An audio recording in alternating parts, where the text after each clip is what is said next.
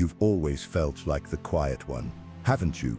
The one who stands at the edge of the conversation, nodding, smiling, pretending you're okay with being invisible, even when something inside you aches to be seen. It's not that you dislike people, you just never learned how to be comfortable around them, because long before you met the world already taught you to stay small. You were a child when it began, too young to understand, too sensitive to ignore. Every look, every tone, every sigh from your parents carried meaning. Sometimes it wasn't even what they said, but how they said it. The impatience in their voices, the disappointment in their eyes, the subtle message, you're too much, or sometimes, you're not enough. You learned to measure your worth by their moods. If they smiled, you felt safe. If they frowned, your stomach tightened. You tried to adjust yourself, quieter, nicer, easier to love, and that's how your introversion was born. Not from peace, but from survival. It's funny, isn't? People think introverts are just naturally quiet souls, born with a preference for solitude. But for so many, that quietness is learned behavior. It's a language of safety, a way of saying, I won't make trouble if you just let me exist in peace. You learned early that speaking up could backfire, that expressing a thought could invite criticism, that asking for attention could be called needy.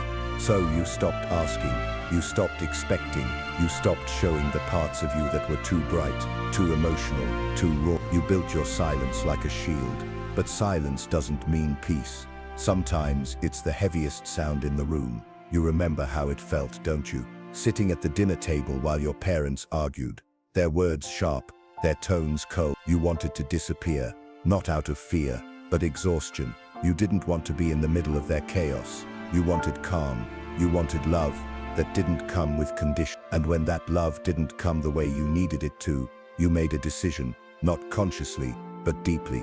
If I stay quiet, I won't be a problem. That's the deal you made with yourself. A quiet child is a safe child. You grew up watching your parents talk over each other, never really listening. Maybe your father had a temper, the kind that filled the whole house with tension. Maybe your mother carried the weight of unspoken pain. Maybe they both loved you, but not in the way you needed to be loved. They loved you as a responsibility, not a soul. And when love feels conditional, silence becomes the currency of survival. You noticed how your parents praised you more when you didn't argue, how they called you a good kid when you stayed out of the way. You realized that your peace came at the cost of your voice, and so you traded it willingly, desperately, just to feel safe in your own home.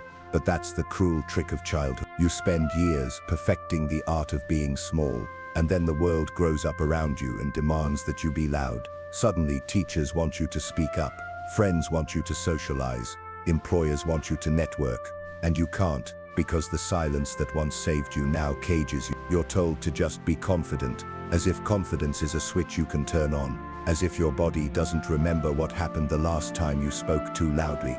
Psychologists call it learned inhibition, the habit of holding back even when it's safe to express. But that phrase doesn't capture the emotion of it, does it? Because what you feel isn't just hesitation, it's a kind of grief, the grief of a person who once had a voice and lost it in the noise of other people's expectations. You became introspective because the outer world felt unpredictable. You became observant because observation was safer than participation. You started to understand people better than they understood themselves, because silence gave you front row seats to the theater of human behavior. You watched your parents carefully, the way they spoke when angry, the way they softened when tired, the way they sometimes looked at you without seeing you. You learned to read micro-expressions, tone shifts, body language, not because you wanted to, but because you had to. Emotional intelligence became your defense mechanism. And now, as an adult, people tell you how intuitive you are, how calm and understanding. They don't realize that these are the polished versions of old wounds. You became calm because chaos terrified you. You became understanding because no one tried to understand you.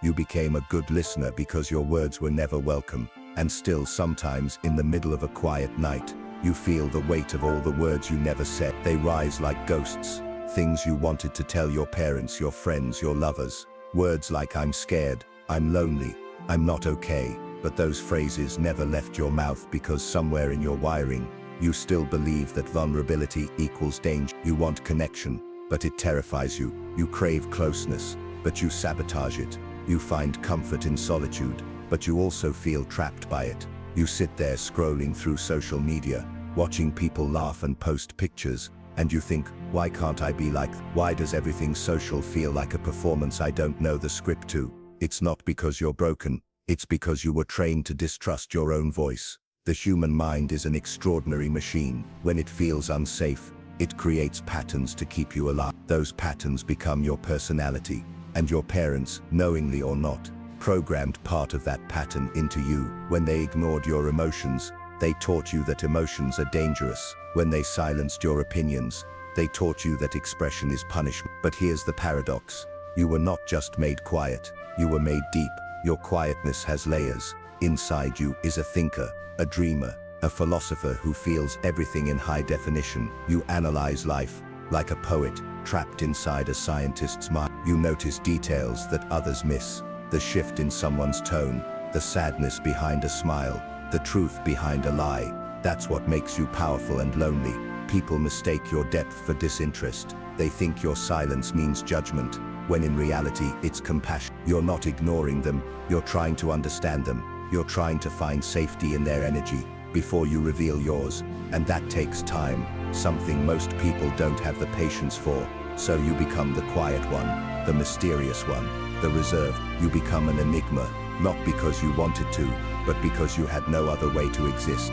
But deep down, you know, introversion was never your default, it was your defense. A wall built brick by brick, each one engraved with memories of moments you felt too much and were told to feel less. Now here you are, an adult who apologizes for being quiet, who overthinks every text message, who replays conversations in your head, wondering if you said too little or too much. You're not antisocial, you're just socially scarred. And I get it, because maybe I've been there too. Maybe I know what it's like to be told you're too sensitive. Maybe I know how it feels to crave connection so deeply that even rejection feels familiar. Maybe I understand that strange mix of longing and fear that defines your every social interaction. It's not that you don't want, it's that you don't want to lose yourself trying to be what they want. You've lived too long behind a mask of composure, the kind of calm that hides a storm. You've learned to pretend that silence is peace, when sometimes it's just exhaustion wearing a brave. But beneath all that quiet, there's a voice, your real voice, waiting to be heard again. The same voice that once laughed freely before someone shushed it. The same voice that once asked why, before someone said because I said so. The same voice that once believed it deserved to be heard. It's still there, and it's time to bring it back.